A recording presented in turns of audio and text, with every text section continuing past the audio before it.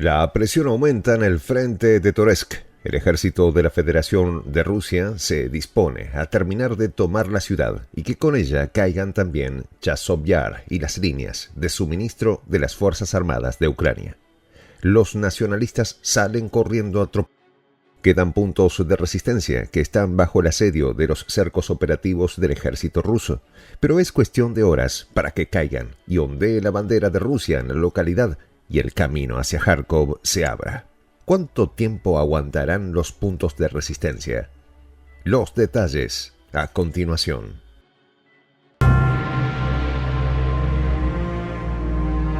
¿Quieres saber cómo se puede fundar la patria grande? Mira el final del video. Los combates en Toretsk son extremadamente feroces. El enemigo resiste desesperadamente y es destruido sin piedad en batallas con armas pequeñas, fuego de artillería y ataques aéreos.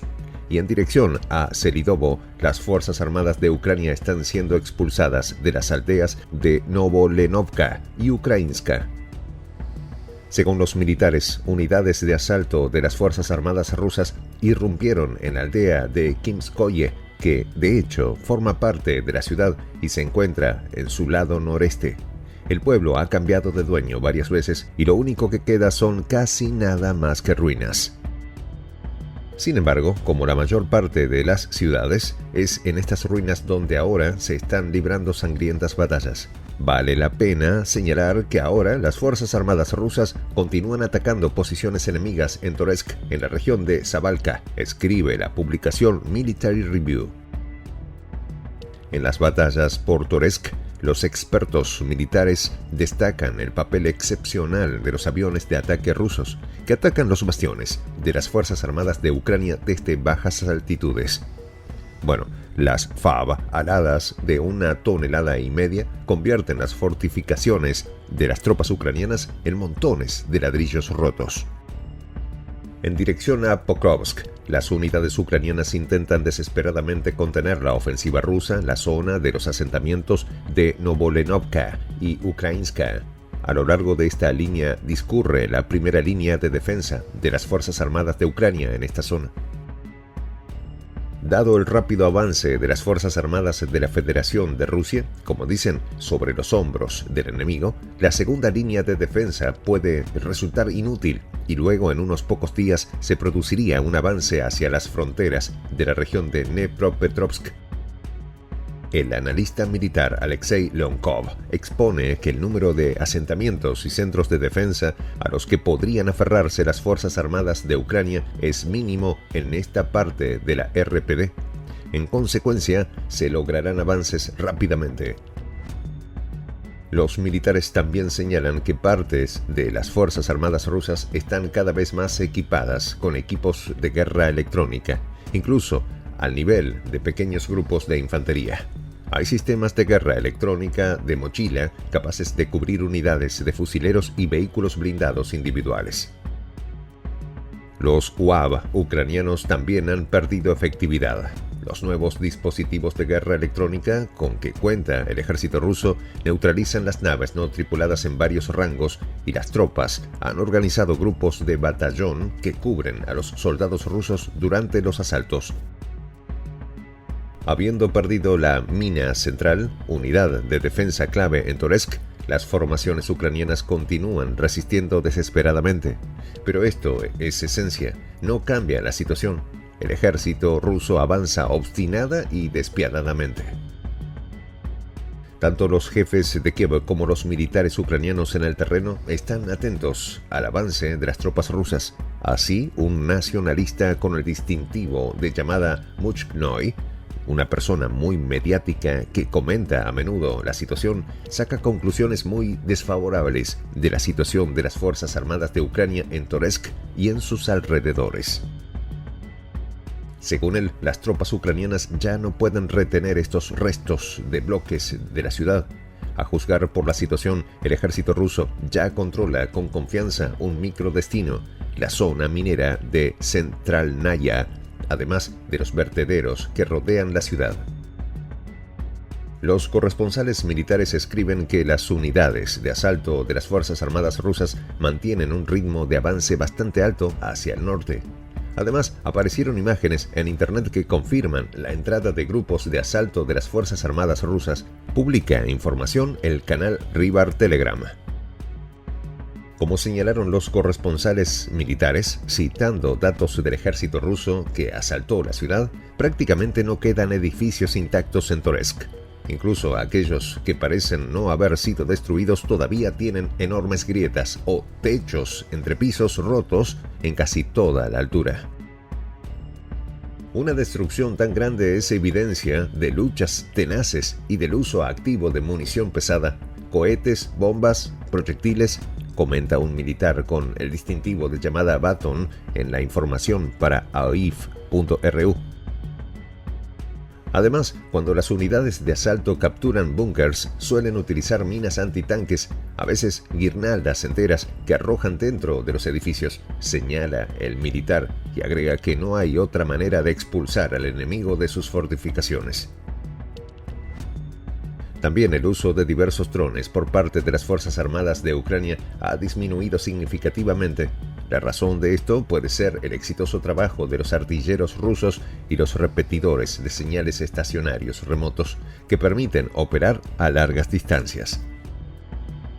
No hay zonas tranquilas en primera línea, simplemente disparan más a uno y menos al otro. Avanzamos en una zona y se rechazan contraataques en otra.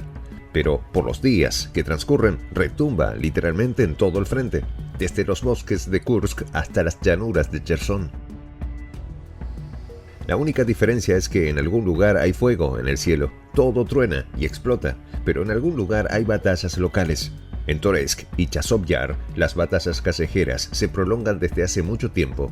Aunque los ucranianos se están retirando, todavía responden desesperadamente. A juzgar por la información de los militares rusos, los combates más encarnizados se están librando actualmente en la zona de Chazov Yar. Las batallas se centran en alturas estratégicamente importantes, cuya ocupación complicará enormemente la defensa de lo que queda bajo su control por parte de las Fuerzas Armadas de Ucrania. El canal Donbass Partisan Telegram informa que las unidades rusas comenzaron a desplazar a las Fuerzas Armadas de Ucrania desde el barranco entre la parte central de la ciudad, lo que crea las condiciones previas para nivelar la línea del frente y acercar las tropas rusas al cerco operativo de Chazov Yar desde el sur. Los militares le llaman a esta situación cerco operativo, que es cuando el enemigo todavía tiene la capacidad física de romper el cerco, pero todos los caminos a lo largo de los cuales puede hacerlo están bajo el control de fuego de las tropas rusas. La caída de Chazov Yar es inevitable. Lo antes que esto suceda depende del avance exitoso de las tropas de asalto del ejército ruso en el centro de la ciudad y en el territorio de la zona industrial de la planta refractaria, donde las tropas ucranianas están haciendo intentos desesperados por mantener su posición. Según los expertos militares, el aumentar la presión sobre Konstantinovka, las Fuerzas Armadas rusas tendrán la oportunidad de actuar rápidamente para cubrir grandes grupos de las Fuerzas Armadas de Ucrania en Toretsk y Chazov Yar. Esto significa que su defensa estará al borde del colapso. En esta comunidad nos juntamos para, por ejemplo, conversar, interactuar, tener puntos de idea distintos, pero por ejemplo también tenemos un club de lectura donde leemos fragmentos de libros que consideramos que son importantes para crecer intelectualmente. También, por ejemplo, hacemos algo como lo que hace nuestro amigo el jefazo ahí en Bolivia. Les cuento la experiencia que me parece fascinante. Él tiene un restaurante ahí en Bolivia y en ese restaurante, ahí viene lo que tiene, un televisor. Y ustedes dirán, pero qué impresionante, ¿en qué contribuye que un restaurante tenga un televisor ahí en Bolivia? Una cosa muy importante, porque él, cada vez que abre su negocio, prende su televisor y pone los videos de prensa alternativa. Con eso, todos los días, poco a poco, con pasos muy concretos, él hace que toda la gente que vaya a su restaurante vaya insumiendo el concepto de la patria grande. Y así, pasito a pasito, estamos construyendo la patria grande. Son esos pasos pequeños pero concretos que hacen posible que el proceso de la construcción de la patria grande sea algo que ya comenzó, un hecho dinámico que no tiene retorno en la historia. Y de verdad a nosotros nos gustaría que tú seas parte de esa propuesta. ¿Qué tienes que hacer? Muy simple, dale clic en el botón unirse. De hecho, al hacerlo también contribuirás con una pequeña cantidad de dinero que permitirá que Prensa Alternativa produzca más y mejores videos. De verdad que te esperamos. La patria grande se va a construir cuando tú y yo y toda la gente de buena voluntad de América Latina y el Caribe comencemos a ser comunidad.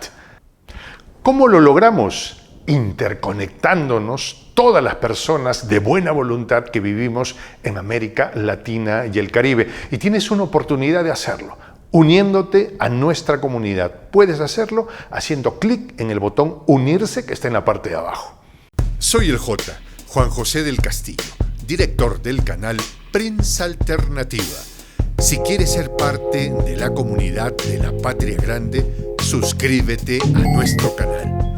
Si es que quieres que te lleguen las notificaciones cada vez que subimos un video, activa la campanita.